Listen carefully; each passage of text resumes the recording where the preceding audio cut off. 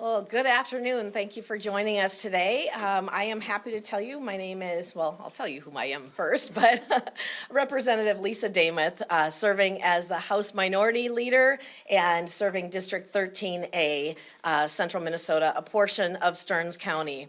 I'm happy to tell you that our goal over the last 2 years has been to bring balance back into St. Paul and make sure that that full one-party Democrat control would be broken up to bring that balance back.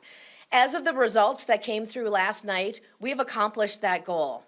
We are at a 67-67 tie in the Minnesota House of Representatives. When we talked about balance, we wanted a little bit more than that. I will be fully honest with you. But what we know right now is this is the opportunity for us to work together with our colleagues, the Democrats across the aisle, and find ways to best serve Minnesotans. Minnesotans were very clear that what they've experienced over the last 2 years was they wanted something different. They wanted that balance. As you have heard us talk about over the last 2 years, the spending of the $18 billion surplus, the increase to our state budget of 38%, mandates on businesses, mandates on schools, knowing that we have record fraud in the state of Minnesota that has gone unaccounted for. We saw voters across the state choose to send Republicans back into what we thought would be a majority, but we're looking at a tie. This is the perfect opportunity, as I said, for us to work together with our Democrat colleagues and bring civility back where there has been a lack of that, as we have seen. We want to work together to serve Minnesotans in the best way. We've had good working relationships over the time in certain areas. This will expand that. And so that's what we are here for today. Our priority is restoring the transparency and accountability in the state of Minnesota. We know that we are working with a Democrat-led Senate, with a Democrat governor. So again, as you've heard us talk about balance within the state or a divided legislature, we are equal parts right now. We are 67-67, and we are equal parts of that legislature. Happy to take any questions if you would have any today. We know it's early, but how do you foresee some kind of power sharing agreement? You know, when we looked back in history, we know that Minnesota had made history with a tie a number of years ago. We are looking back at those records. We were prepared for this. We were definitely prepared for the majority. Should that happen, we are absolutely prepared for that.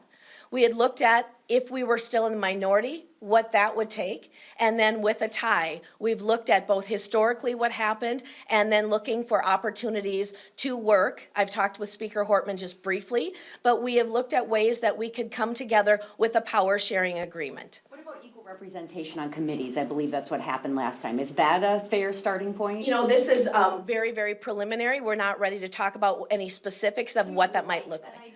Last time, since it has been done? You know, that was in the late 70s, and what I would say is there's been a lot that has changed in our world, and so I can't speak directly to what that power sharing agreement would be, but everything is on the table right now. Would you both be speakers of the House?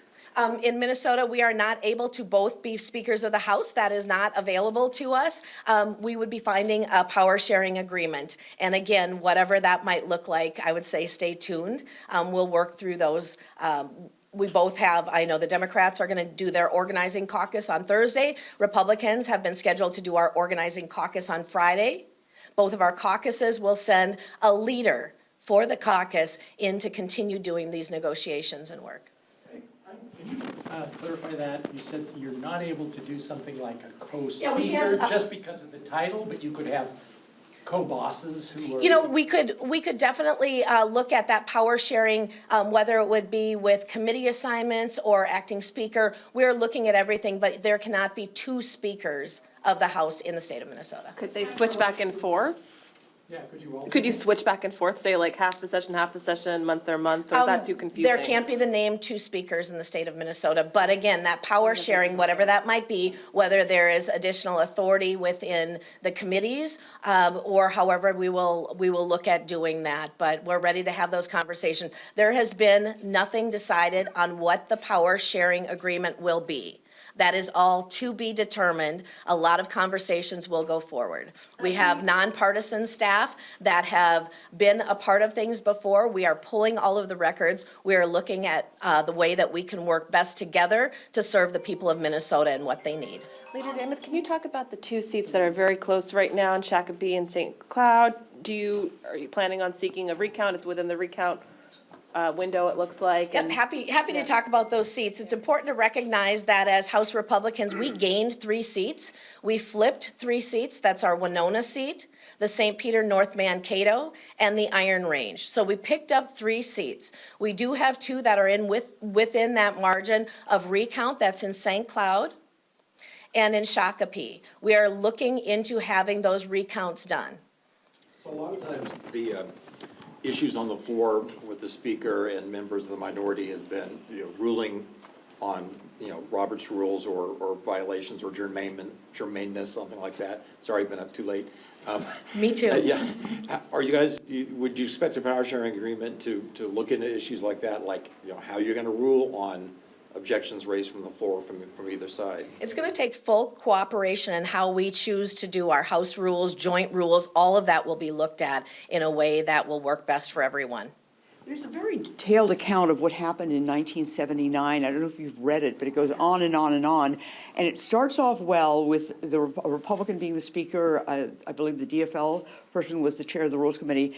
And then it devolves into like shouting matches and walkouts and gridlock. When we look back at how our session ended just this last year, we need to make sure as legislators that we are upholding the integrity of the institution and the people that we represent. What we experienced at the very end of session, that there was quite a bit of loudness with bills that were being pushed through where no one had a chance to read them or to see what was in them. That does not have to be the way that things go forward, and that's going to take collaboration, cooperation on both sides, working forward in a way that we can get the work done that Minnesotans expect us to do. But it doesn't mean that we're going to get everything that people might want done. We need to get our basics done, and I think that we are able to step up and do the work together. Can we talk to a couple of different members too? I'd love to hear from, we have a representative-elect. If you could, Representative Johnson. I think we please can stay do forward. that after. You want to do it separately? Okay, Yeah, how we'll do about that. Torkelson since he's in leadership? Can we have him? I will turn it over to Representative Torkelson, then I know we have, we're at time. Okay, thank you. Okay. Representative Torkelson, you've been around a long time. Did you ever foresee this actually happening? Well, thank you for recognizing my longevity. It's appreciated. Well, we did consider the possibility of a tie before the elections and results came in. It's not something we really were anxious to participate in, but here we are. We have the institutional integrity to protect. I feel that was damaged somewhat last year. We've looked carefully at what happened in 1978 and into 1979. If you read that carefully, the first part of that 1979 year, they actually functioned quite well. So we would like to continue that throughout the 2-year biennium, and we're going to make sure that both sides are treated fairly and that the people of Minnesota are represented in the way they deserve to be represented. Have you talked to members who served? Steve Swigum, who's still around, was in that legislature. Have you consulted them? Not yet. It's pretty fresh, and we haven't had much sleep. Is there a path forward for a scaled-back version of the ERA? Oh, boy, who knows? That remains to be seen. Next one will be a picture question for anyone. What kind of impact do you expect President Trump returning to the White House to have on Minnesota, specifically policy-wise? Are there things you hope to see the White House and Congress do to affect things in Minnesota? What can Minnesotans affect? No, and I appreciate the question. I would say what we need to make sure that we're doing is organizing the House in a way that we can do our housework here and get the things done for the state of Minnesota. 67-67 tie. Again, very little sleep last night as we have been working through and having meetings. That is our ultimate focus right now. I think as the national level, as you see President Trump, he's already put out some of his policies. As you see him work forward, more will be revealed on that. But right now, our focus is 100% on serving the people of Minnesota and getting our work done here. Thank you for that question. Okay, I think we are out of time. Appreciate it. Always happy to do any follow-up. Thank you for being here and covering our time.